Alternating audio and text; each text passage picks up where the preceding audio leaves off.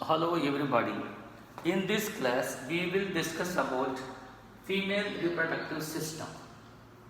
The female reproductive system consists of following major parts. Number 1, paired ovaries, paired oviducts, then single uterus along with the mouth of the uterus, what we call it as cervix, vagina, external genitalia, and along with all these major parts there is a pair of mammary glands integrated with structurally and functionally to support all the events of human female fertilization process as well as reproduction process, right?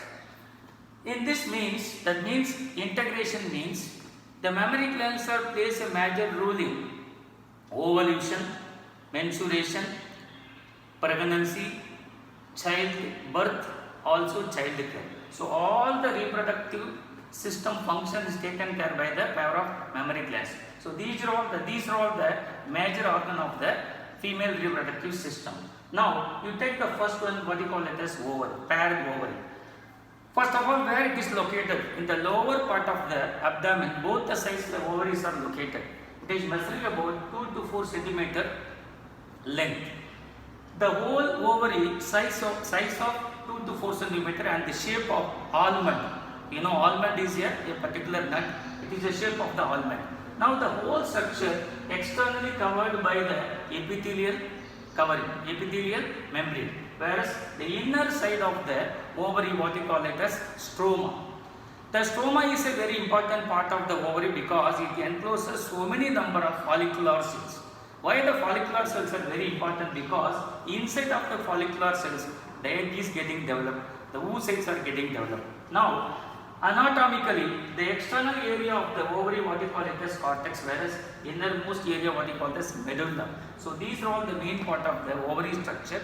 The ovary performs two important functions. Number 1, performing the production of female gametes, whereas the second important functions are the female sex hormones are produced by the ovary. All are steroid hormones that we'll discuss in some other topic. Now come to the second part of the female reproductive system, what we call it as oviducts. Please come to this chart. When you talk about the second part of the female reproductive system, which is nothing but oviduct. When you talk about the female oviduct, it comprises 3 important parts, which are anterior modes in the infundibulum. Anterior part of the oviduct is a infundibulum, which is kept very close to the ovary to trap the released ovum from the ovary. Now, the first part of the oviduct is infundibulum, which is somewhat funnel shaped in order to trap the egg. Also, it has a finger-like projection, what you call it as fimbriae, which is also associated with trapping the released egg from the ovary.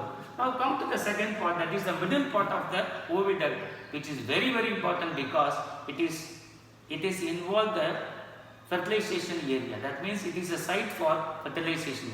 Also this area is known as ampulla. So ampulla is the middle part of the oviduct, which is the site for fertilization, whereas the posterior most part of the oviduct is a isthmus, which is giving connection with the uterus wall.